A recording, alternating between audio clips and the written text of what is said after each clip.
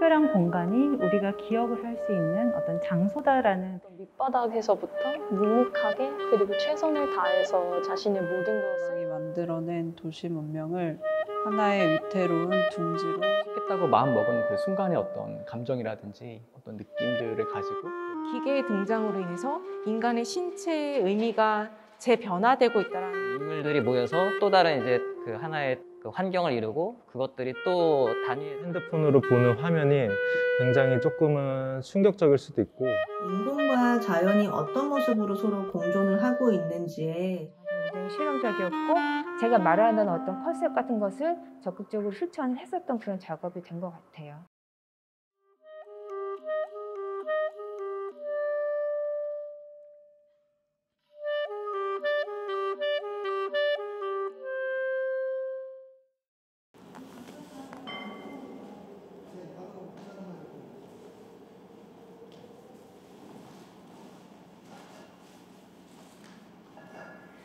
저는 작업을 할 때 장소, 즉 공간에 대한 것을 굉장히 많이 고민을 하는데요. 제가 작업에서 공간은 그냥 있는 것이 아니라 어떤 사람들의 이야기, 사람들의 생각들이 축적되면서 특별한 공간이 된다고 생각을 했고요. 그 특별한 공간이 우리가 기억을 할 수 있는 어떤 장소다라는 그런 하나의 큰 테마를 가지고 작업을 하고 있습니다. 그래서 제가 이 작업을 하게 된 계기 역시도 그간의 어떤 사적인 경험, 기억들을 기반으로 했던 작업과 동일한데 이제 이 작업에서 어떻게 보면 모티브라고 할까요? 그게 이제 화재, 작업실 화재라는 큰 경험 때문에 이런 작업을 또 구상을 하게 되었고 이 작업 자체가 보여준다기보다는 저한테는 하나의 치유의 과정처럼 느껴지는 그런 설치 작업입니다.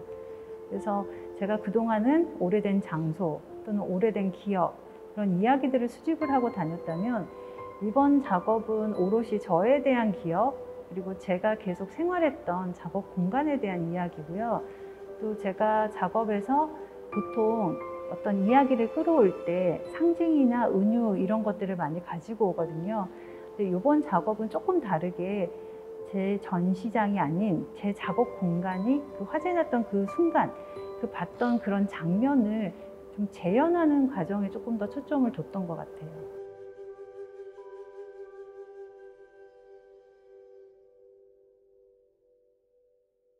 저는 2018년부터 부유하는 물덩이라는 이름의 회화 시리즈를 계속 진행 중에 있습니다. 그래서 올해는 따뜻하게 얼리기라는 그 시리즈의 부제로 이번 전시를 준비하게 되었습니다. 따뜻하게 얼리기는 상승과 하강이 동시에 일어나는 어떤 순간 곧 사라질 준비를 하는 움직임에 대한 것인데요.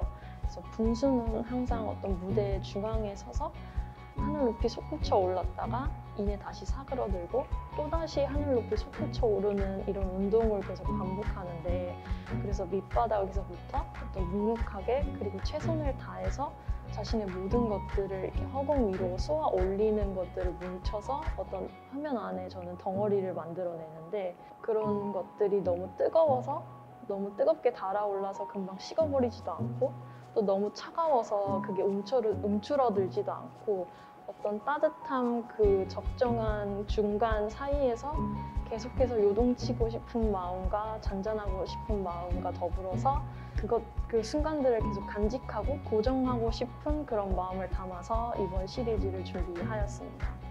그런 너무 가변적이고 어떤 완전하지 않는 형상들을 계속 찾아 나가면서 종이 위에 많은 시간을 들이면서 그것을 겹쳐 나가고 쌓아가는 것 같습니다.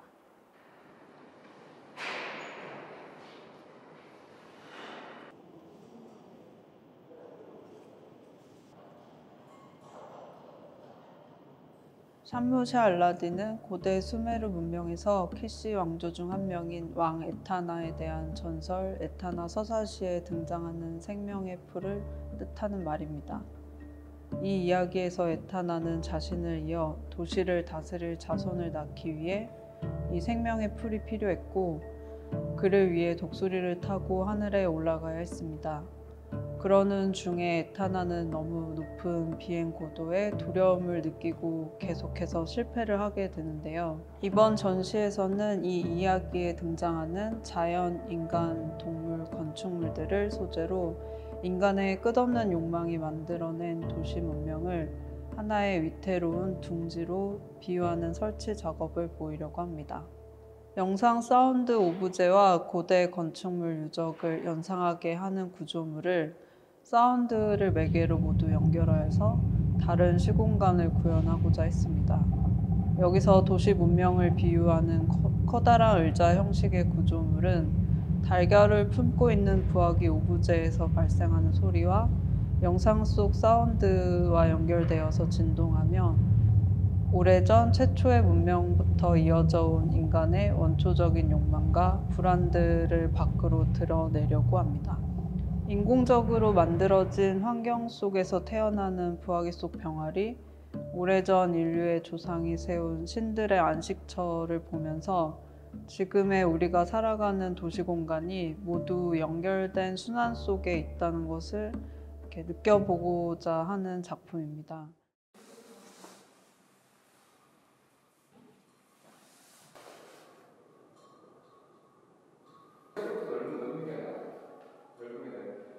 일단 저 같은 경우에는요, 뭐 이렇게 어떤 특정한 시기나 특정한 주제를 가지고 이제 연작 형식의 작품을 하거나 그렇진 않거든요. 그렇진 않고 좀 단편적인 순간들을 담는 작업을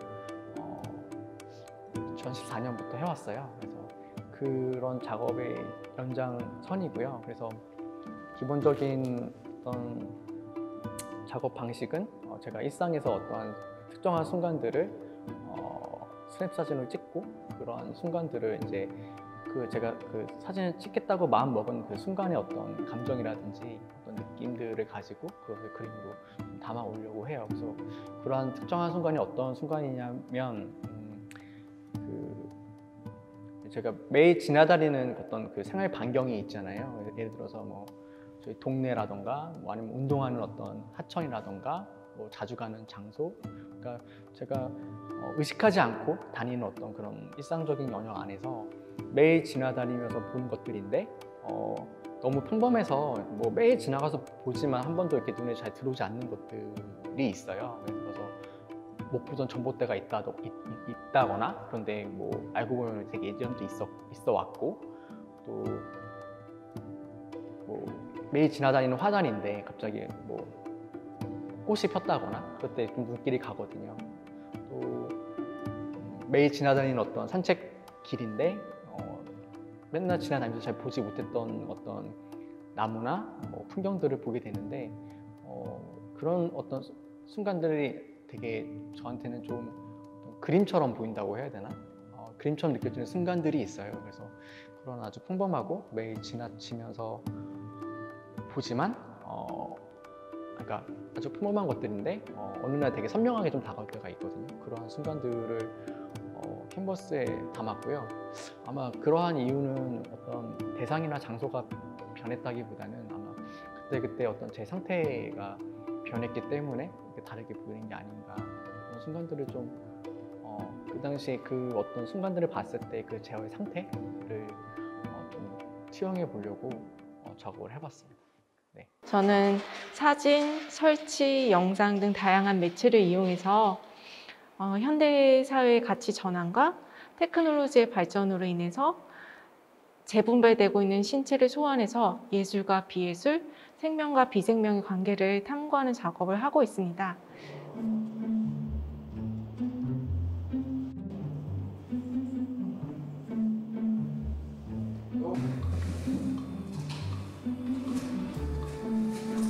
이 작업이 시작된 것은 2015년경이었던 것 같아요.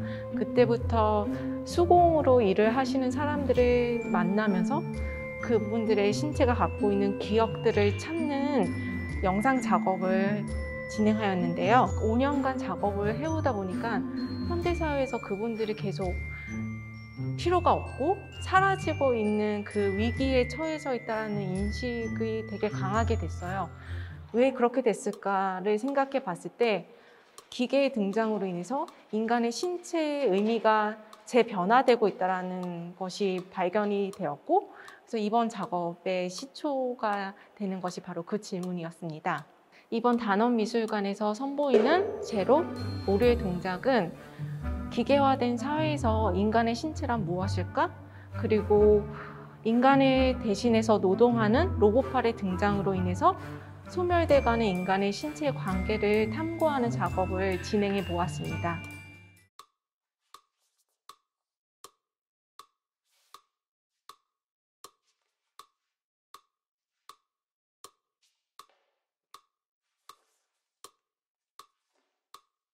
인간과 로봇의 차이점에 대해서 생각을 해보게 되었는데요. 그 차이점에서 제가 찾은 키워드는 비효율성이라는 것이었습니다. 이 비효율성이라는 것은 생산 과정에서는 어떻게 보면 제거되어야 할 생산율을 저하시키는 원인이 되는 그런 것으로 치부되기도 하지만, 다른 방식으로 생각해 보자면 비효율성이라는 것이 어떻게 보면 인간이 쓰잘데없는 지식을 탐구하고 자신의 표현의 자유를 추구하고, 그리고 더 나아가서 자신만의 제스처와 습관을 만들 수 있는 어떠한 한 방법이 되지 않을까라는 생각을 하게 되었고요. 그렇다면 이런 비효율성이라는 것이 과연 제거되어야만 하는가라는 질문을 갖게 되었습니다. 과연 우리가 이분법적으로 사고하고 있었던 개념들이 올바른 것일까? 아니면 그것들이 합쳐져서 또 다른 형태를 생성할 수 있을 것인가? 에 대한 저는 질문을 던지고 관객들이 그 부분에 대해서 한번 생각해 보셨으면 좋겠습니다.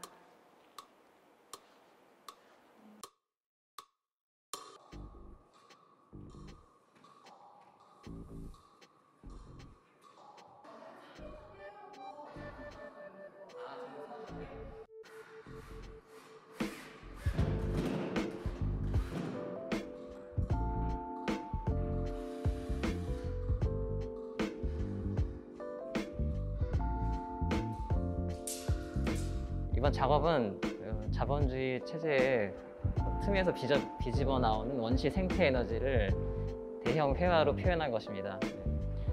이번 작업은 200호 회화 36개로 이루어진 개인에서 어떻게 개인이 모여 시스템화 되어 가는지에 대해서 총 4단계로 나눠서 이제 진행을 하고 있고요. 이번 전시에 나온 작업들은 1단계, 제일 첫 번째 단계 중에 각 체제에 가장 잘 적응한 인물의 속성을 추상화시켜서 표현한 인물화들입니다. 이것들이 모여서 차후 이제 2년간에 걸쳐 총 1개에서 4개가 묶음, 그리고 9개의 묶음, 그리고 총 36개의 묶음이 하나의 풍경을 이뤄가면서 시스템의 속성에 대해서 표현을 해보고 있는 회화 작업입니다.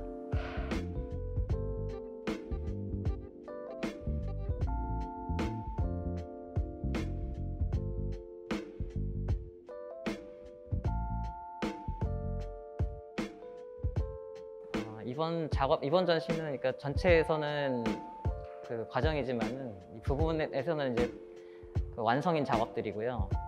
이번 작업은 예전에 비해서 제가 그 두께감을 상당히 이제 두껍게 계속 쌓아 올려가는 작업을 하고 있어요. 그리고 이 2년 동안에 아무래도 그 두께의 깊이를 계속 더해주면서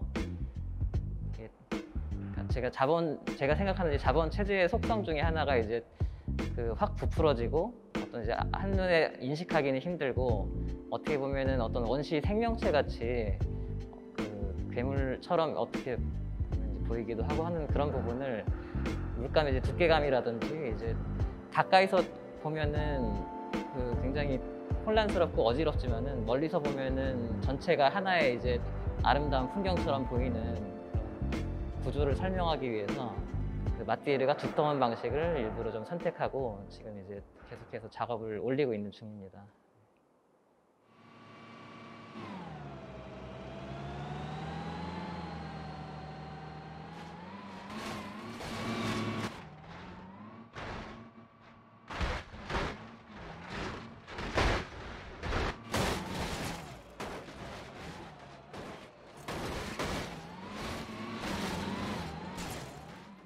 제가 이전에도 작업을 해왔던 이야기들의 연속성을 좀 가지고 있는데요.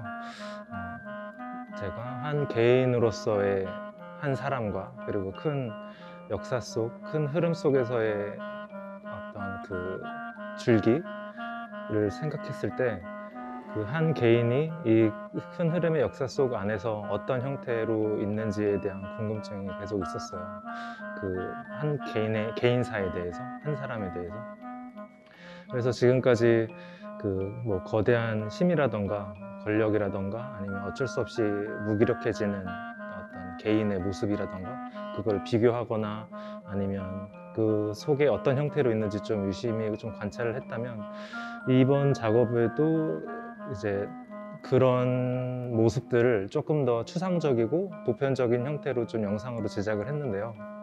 한 개인이 그리고 한 개인이 모였을 때 군중의 형태로 됐을 때 그 어쩔 수 없이 흘러가는 그 세상의 그 굴레 속에서 운이 좋으면 살아남거나 운이 좋지 않으면 살아남을 수 없는 그런 흐름들, 움직임들 에너지의 그 변화되는 그런 것들을 조금 이제 추상적으로 표현을 했는데 뭐 추상적일 수도 있고 아니면은 뭐 실제 현실 세계를 조금 더 이제 메타포적으로 좀 표현을 했어요.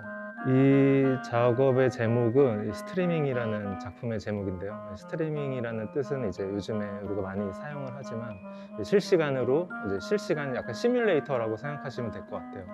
현실이 지금의 벌어질 법한 일들을 핸드폰을 통해서 이제 들여다보게 되는 거거든요. 사실 저에 대한 뭐 맥락을 이해할 필요는 없을 것 같아요. 굳이 이번 작업에서는 굉장히 직관적으로 이 작품을 경험했으면 하거든요.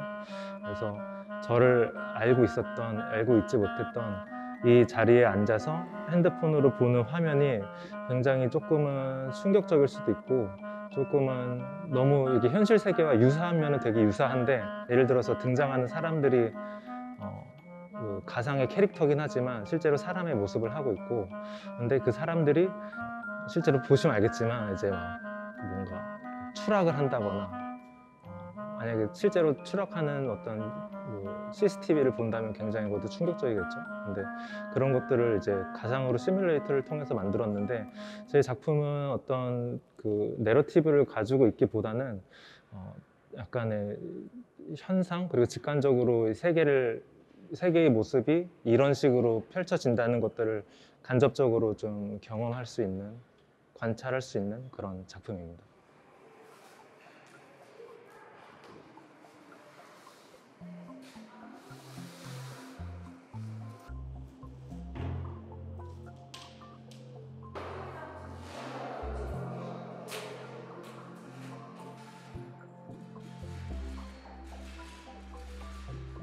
저는 끊임없이 건물이 지어지고 사라지는 도시의 생태에서 주변부와 조금 다른 이질적인 장소를 눈여겨보고 인공과 자연이 어떤 모습으로 서로 공존을 하고 있는지에 주로 관심을 가지고 작업을 하고 있습니다.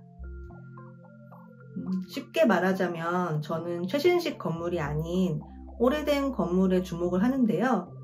시간이 흐르면서 건물이 낡아지고 사람의 손때가 묻고 그리고 자연이 그것을 둘러싸거나 뒤덮어가는 풍경을 회화로 재현하는 작업을 합니다. 제가 그리는 장소는 실제로 있었거나 현재에도 있는 그런 장소들이고요. 거기에서 개인적으로 느꼈던 감정, 기억들이 작가의 상상력을 자극해서 그림을 그리는 과정에서 현실과는 조금 다른 극적인 장소로 탈바꿈이 됩니다. 이번 신작에서는 제가 예전부터 여행을 하거나 길을 거닐면서 마주했던 옛 건축 양식과 건축 자재가 사용된 건물에 주목하고 자연과 인공물이 서로 둘러싼 가운데 애매하고 낯선 그런 모호한 풍경을 화폭에 담으려 했습니다. 저는 지금의 도시가 있기까지의 과거 도시의 풍경과 흔적이 주 관심사다 보니까 빠르게 변화하는 도시의 속도에 가끔 저 스스로 현기증을 느낄 때가 있습니다. 그래서 무언가가 금방 허물어지고 그 자리에 새 것이 들어설 때 사실 그 이전에 무엇이 있었는지조차 기억이 나지 않고 무감각해지는 순간들이 참 많다고 생각이 되거든요. 지금 현 시대의 도시가 모습이 있기까지 이전의 상태, 그리고 도심에서 벗어난 외곽의 한적한 동네의 모습 등 거기에 깃든 작은 역사들을 한번 되돌아보고 관람객들로 하여금 생경하거나 낯선 또는 뭔가 늘 보던 익숙한 느낌, 여러 가지 복합적인 감정을 느끼셨으면 좋겠어요.